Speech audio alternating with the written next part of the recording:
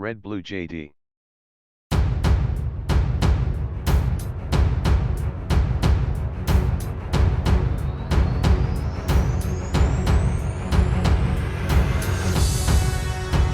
Myanmar's military stage another coup. The streets are tense as army chiefs downplay comments about scrapping the constitution. Commander-in-Chief Min Aung Hlaing is now in control. He was previously sanctioned by the US for alleged... Emboldened by rumours, hundreds of protesters gathered in Yangon at a pro-military rally, where speeches welcomed a coup with the support of the people. Nta gushidikanya ino nimwe mu nkuru zirimo ziragarukaho hirya no hino. Sinzi niba hari umuntu umuziranye utuye mu gihugu cya Myanmar ngo umwandikire maze rero yuko ubutumwa bwawe buri buze kuza kumugeraho. Birashoboka yuko niba hari wamaze kubona yuko butarimo kugenda. Gusa ariko niba nta muntu ufite utuye muri kiriya gihugu ntabwo bitangaje kuko ni kimwe mu bihugu ku isi bituwe n'abirabura bakeya cyane.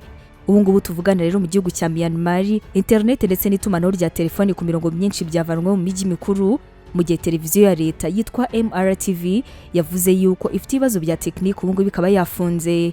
Itumanaho ryose riganisha ku mujyi ndetse n'imbere mu murwa mukuru wa kiriya gihugu ryavanweho, ndetse ubu ngubu biragoye kumenya ibintu byose birimo kuhabera. Mu mujyi munini muri kino gihugu wa Yangon, imirongo ya telefone na internet byaciwe intege, aho benshi mu batanga izo serivisi batashye kuko ntacyo bafite cyo gusobanura. Televiziyo zitandukanye nka BBC World News kimwe n'ibindi bitangazamakuru mpuzamahanga byavanweho, ndetse n'ibindi byinshi byo mu gihugu nta na kimwe kirimo kirakora. Hari amakuru y'uko abantu bo mu mijyi ya Yangon barimo kwihutira kuri za ATM gufata amafaranga yabo mu gihe byitezwe yuko abihungabana ry'ifaranga mu minsi iri imbere. ATM zimwe na zimwe zo ntabwo zirimo gukora kandi abaturage ntabwo bazi neza niba banki ziri buze kuza gufungura. Habaye iki mu gihugu cya Myanmar? Iki cyabaye se cyo cyatewe n'iki? Hari amakuru ko ibintu biza gusubira mu buryo. Uri kuri Red Blue JD ngo ayikaze muri kino kiganiro aho ugiye kubana nanjye abayo Yvette Sandrine.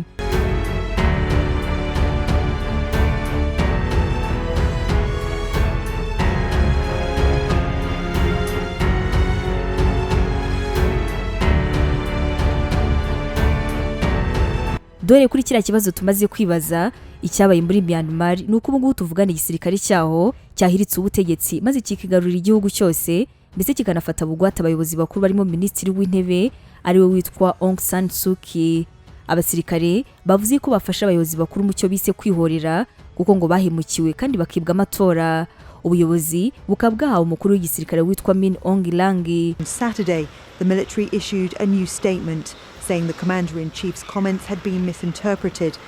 Iki gihugu rero kikaba cyari kimaze iminsi kirangwamo ibibazo bya politike byatewe ahanini nuko abasirikare badashaka ubuyobozi bw'abasivile bwari burangajwe imbere n'ishyaka riharanira demokarasi ryitwa National League for Democracy, aho ari ishyaka ryari riyobowe na minisitiri w'intebe Aung San Suu Kyi. Iri shyaka rikaba ryaratsinze amatora mu gushyinga umwaka ushize, maze birakaza abasirikare cyane bavuga yuko bibwiye mu matora y'abadepite ku buryo n'ubundi byari byitezwe yuko bashobora gukora kudeta. Ifatwa ry'abayobozi rero rikaba ryanemejwe n'umuvugizi w'iri shyaka ariwe witwa Myön Nyunt, aho yavuze ati minisitiri w'intebe San Suu Kyi ndetse n'abandi bayobozi bakuru bafashwe kandi bafungiwe Naypyidaw. Uyu nguyu akaba ari umurwa mukuru wa Myanmar.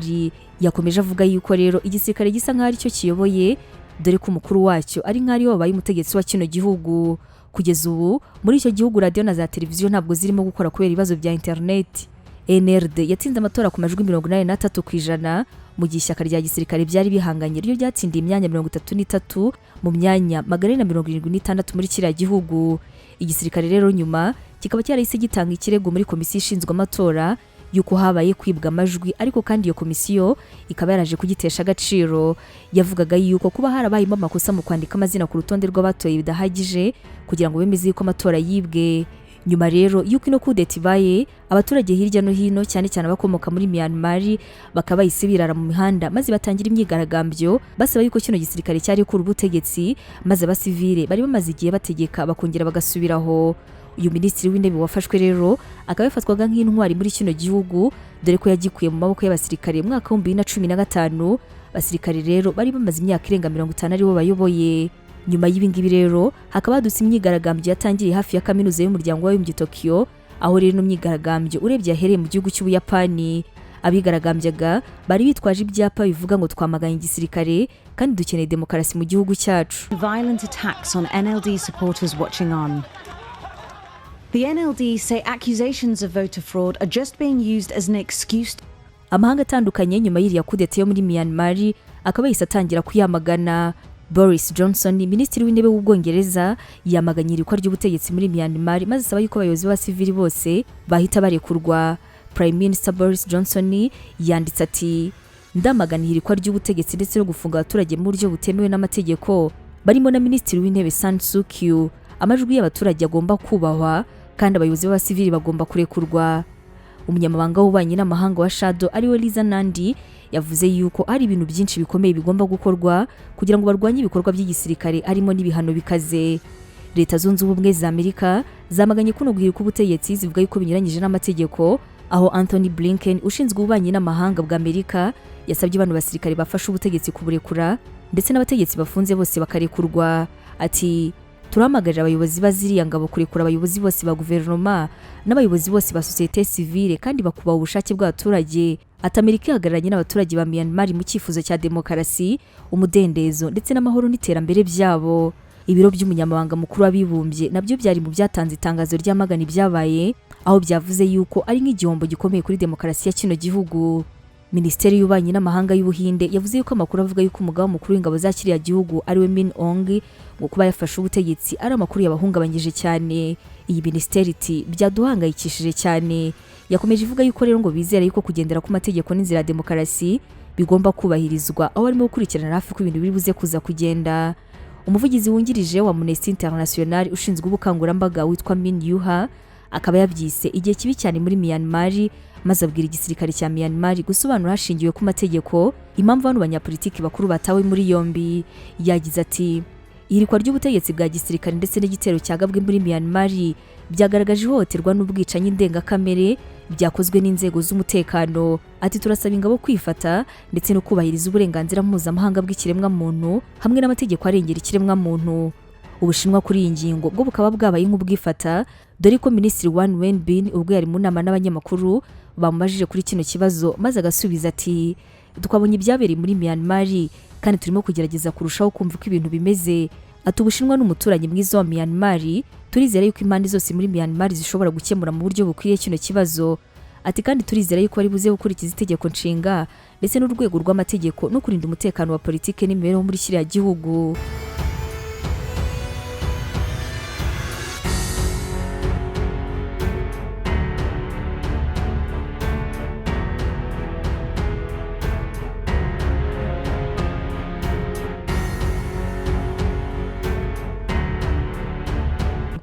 Ikigaragara cyo rero nuko abaturage baho cyane cyane abiganjemo ababudiste badashyigikiye na gato irikwa ry'ubutegetsi bwaho.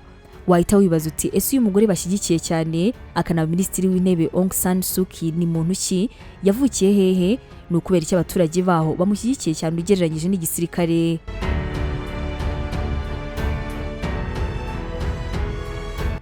San Suu Kyi ni umukobwa wa General Aung San. Uyu nguyu rero akaba intwari yaharaniye ubwigenge bw'icyo gihugu. Uyu se yishwe ubwo uyu mukobwa yari afite imyaka 2 gusa mbere gatoya yuko Myanmar ibona ubwigenge ku bakoloni b'Abongereza mu mwaka w'1948. Aung San Suu Kyi akaba yarakuriye muri politiki ya kino gihugu ndetse igihe kinini yafatwaga nk'uwateye ikirenge mu cyase, bamwe ndetse bakaba baranamufataga nk'intwari. Uyu mugore kandi hari ubwo yari ikirango cy'uburenganzira bwa muntu ku isi, akaba imirimbanye ndetse n'uwataye ubwisanzure bwe, ahubwo akajya guhangana n'abajenerali bategetse kino gihugu imyaka myinshi kugeza ubwo ageze ku mwanya ukomeye akaba minisitiri w'intebe. Mu mwaka w'1991 uno mugore yanahawe igihembo cy'amahoro cyitiriwe Nobel mu gihe yari afungiwe mu rugo ubwo yashimwaga nk'urugero rudasanzwe rw'imbaraga z'abantu badafite imbaraga. Madame Suu Kyi yamaze imyaka 15 afunze hagati y'umwaka w'1989 ndetse n'umwaka w'2010. Mu kwezi kwa 11 ku mwaka w'2015 uyu mugore ayoboye ishyaka National League for Democracy ryaje gutsinda amatora ku bwiganze, aho yarabaye bwa mbere muri kino gihugu mu myaka 25 yari ishize. Itegeko nshinga rya Myanmar rikaba ryaramubuzaga kuba perezida kuko afite abana bafite ubundi bwene gihugu, ariko uyu mugore w'imyaka 75 akaba yaraje kubigeraho maze abasha kuba umutegetsi mukuru wa kino gihugu. Uyu mugore ariko kimara kugera ku butegetsi, ubuyobozi bwe bukaba bwararanzwe no kwibasira abanyamucyo b'Abayisilamu bakomoka mu bwoko bw'Abalonga. Mu mwaka wa 2017 byavuzwe ko ibihumbi amagana by'Abalonga bahungiye mu baturanyi muri Bangladesh kubera guhigwa kwabo kwavuye mu bitero byagabwe kuri sitasiyo za polisi mu gace ka Lakine. Ibihugu bitandukanye by'amahanga byahoze bishyigikiye uyu mugore Suki bikaba byarahise none bitangira kumushinja kureberera amabi yakorerwaga abaronga bamwe ndetse batanatinye kwita jenoside. Ibi ngibi rero byaje gukomeza kugeza mu mwaka wa 2019 aho ababuranira uyu mugore bavuze impamvu igisirikare cyabo cyakoresheje imbaraga maze bituma benshi batakariza icyizere Suki wigeze kuba ikirango cy'amahoro mu gihugu cye. Ariko nubwo kuri ubu ngubu yamaze gutabwa muri yombi, Suki akaba akunzwe cyane n'abaturage b'abanyamwinshi b'Ababudiste bagirira impuhwe nyabo mu bwoko bw'abaronga biganjemo abasilamu. Ibyo byose rero bikaba bimwe mu bintu bikomeje guteza n'ino myigaragambyo aho biganjemo Ababudiste biraye mu mihanda bakavuga yuko bakeneye yuko umugore afungurwa. Nyamara ariko mu mboni z'abandi bantu babonaga yuko uyu mugore nubwo ntacyo yakoraga ku byerekeranye n'ihohoterwa ryakorerwaga abayisilamu, nyamara ngo nawe nta bushobozi yari afite, dore ko ubushobozi bwinshi bwari mu maboko y'igisirikare.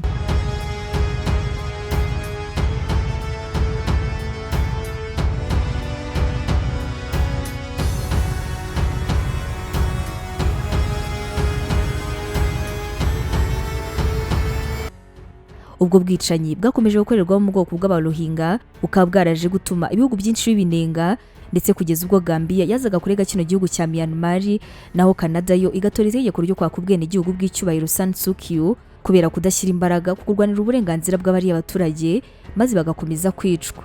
Uhereye kuri Gambia, kino gihugu cyo mu burengerazuba bwa Afurika umwaka wa 2019 cyatanze ikirego mu rukiko rukuru rw'umuryango w'abibumbye aho cyareze leta ya Myanmar gukorera jenoside abayisilamu bakomoka mu bwoko bw'abanyamuki b'Abarohinga.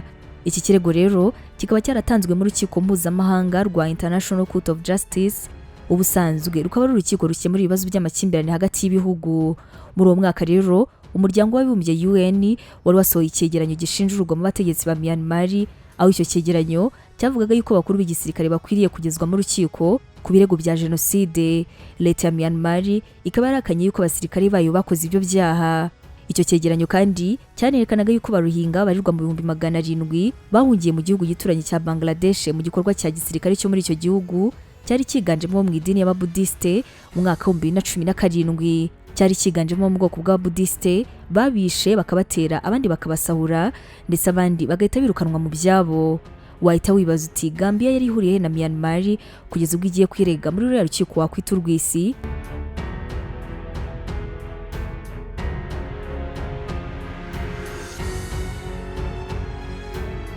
Iki gihugu cya Gambia ni igihugu cyiganjemo mu idini ya Islamu, kikaba kandi kinashyigikiwe n'umuryango w'ubufatanye bwa Kiislamu ugizwe n'ibihugu binyamuryango bigera kuri 57. Iki gihugu kandi kikaba no mu itsinda ry'abunganizi mu mategeko mu rwego mpuzamahanga. Gambia ndetse na Myanmar kandi bakaba baranashyize umukono ku masezerano ajyanye na jenoside umwaka wa 1948, akaba rero ari amasezerano ayinshingana ibyo bihugu byombi zo gukumira ndetse no guhana icyaha cya jenoside. Muri icyo kirego cyayo rero Gambia yasabye urwo rukiko gushyira mu bikorwa ubusabe bwo gutuma Myanmar ako kanya ihagarika ibyaha ndengakamere na jenoside yarimo gukorera abaturage bayo bwite. Uwitwa Boubacar Tambadou, umucamanza mukuru akanaba minisitiri w'ubutabera wa Gambia, ni wari uyoboye icyo kirego icyo gihe. Mu gihe cyashize rero Bwana Tambadou yakoreye urukiko mpuzamahanga mpanabyaha rwashyiriweho u Rwanda, akaba yarakoze iperereza ku byaha bya jenoside yakorewe abatutsi mu Rwanda mu mwaka wa 1994. Yabwiye itangazamakuru ko yatewe akanyabugabo no kugira icyo akora nyuma yo kumva inkuru z'ubwicanyi bwa kinyamaswa, gufatwa ku ngufu kw'abagore hamwe n'iyicarubozo yabwiwe n'abarokotse ubwo yasuraga inkambi y'Abaronga mu gihugu cya Bangladesh aho bahungiye. Ibyo byose rero bikaba rimwe mu mpamvu za mbere igihugu cya Gambia cyatanze ikirego muri rukiko rw'isi mu rwego rwo guhagarika ubwicanyi bwakorerwaga Abarohinga. Nyuma kino gihugu rero n'icya Canada nacyo kikaba cyaraje kwambura ubwenegihugu uyu mugore, aho byagaragaraga yuko yananiwe inshingano ze zo guhagarika igisirikare gukomeza ubwo bwicanyi. Uyu mwanzuro rero wo kwaka ubwenegihugu uyu mugore ukaba warafashwe n'abadepite ba Canada hashize umunsi umwe. Minisitiri w'intebe wa Canada Justin Trudeau avuze ko inteko ishinga amategeko iri kwiga niba Madame Suki akwiriye kuguma n'icyubahiro cy'ubwenegihugu cya Canada cyangwa se niba akwiriye kubwamburwa. Icyo gihe ariko Minisitiri Trudeau akaba yaravuze ko bitakura akaga kugarije Abarohinga babarirwa mu bihumbi magana bari barahunze kiriya gihugu cyabo. Abangaba rero bakaba ari banyamukenyi n'Abayisilamu babaho nta bwenegihugu mu gihugu cya Myanmar kiganjemo mu idini ya Buddha. Mu mwaka wa 2007 nibwo Canada yari yahaye Madame Suki ubwenegihugu bw'icyubahiro cya Canada, aba rero umwe mu bantu 6 gusa bari bahawe ubwenegihugu nk'ubwo. Icyo gihe rero abadepite ba Canada nabwo mbere yuko bafata uyu mwanzuro kwa kuyu mugore ubwenegihugu, abadepite nabwo bari batoye bose uko bakabaye, bari batoye bemeza ko ibyaha byakorewe abaruhinga ari jenoside. Mu mwaka wa 2015 Madame Suki yabaye umujyanama wa leta ya Myanmar, umwanya umugira umutegetsi mukuru wa gisivili wa kino gihugu nyuma y'uko hatangijwe inzira ya demokarasi muri kiriya gihugu. Madame Suki akaba yarakomeje kotswa igitutu n'amahanga ngo yamagana ibivugwa yuko ari ubwicanyi bukorwa n'abasirikare, gusa ariko we akaba nyine yaranze kubikora. Hari abavugaga yuko nubwo Madame Suki ari we minisitiri w'intebe ndetse n'igisirikare kikaba kigaragara ko cyarakajwe n'ibyavuye mu matora, ariko nubundi aricyo cyari kiyoboye kino gihugu. Byarakomeje rero kugeza n'uyu munsi ubwo bazaga gukora coup d'etat. Iki gisirikare na mbere y'ino coup d'etat kikaba cyari gifite imbaraga nyinshi muri kino gihugu ndetse kigenzura ministeri 3 z'ingenzi: iy'ubutegetsi bw'igihugu, ministeri ijyanye n'umupaka hamwe na ministeri y'ingabo. Military made its move in the early hours of the morning, detaining Myanmar's democratically elected leader Aung San Suu Kyi and other senior figures from. Andi makuru atandukanye ajyanye na Myanmar, coup d'etat ndetse n'abategetsi bafunzwe muri kiriya gihugu uri buze kuza kuyasanga hano kuri Red Blue JD. Wakoze cyane, wari kumwe nanjye Abayo Yvette Sandrine.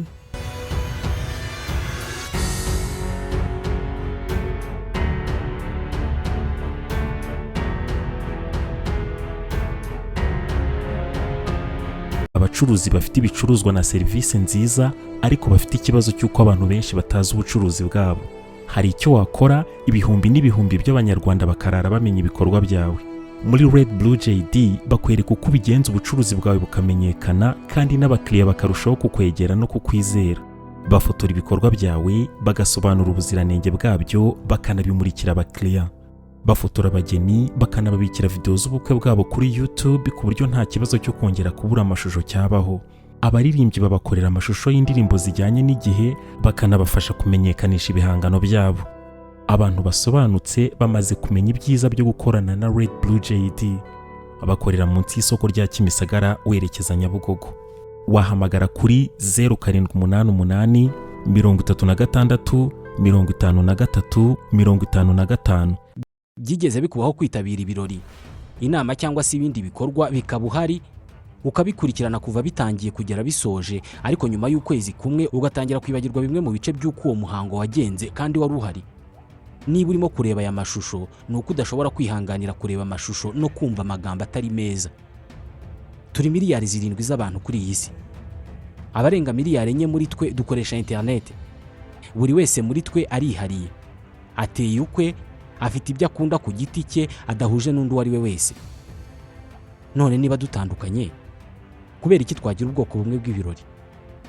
Kubera iki inkuru zacu abantu bazi barakimwe?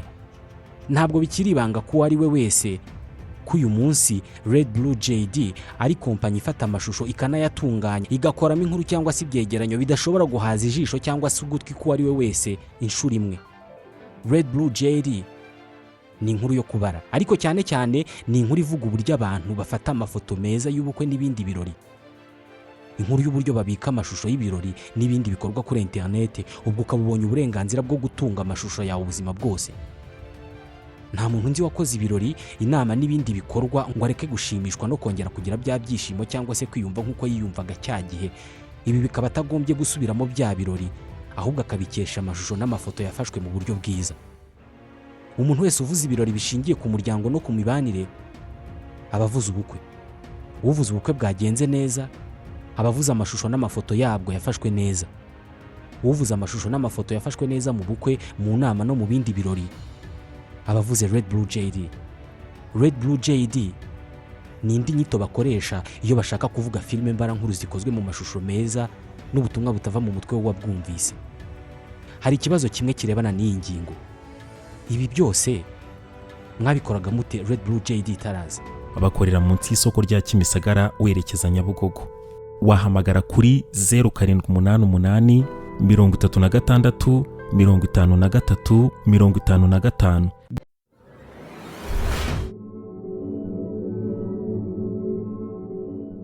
Red Blue JD.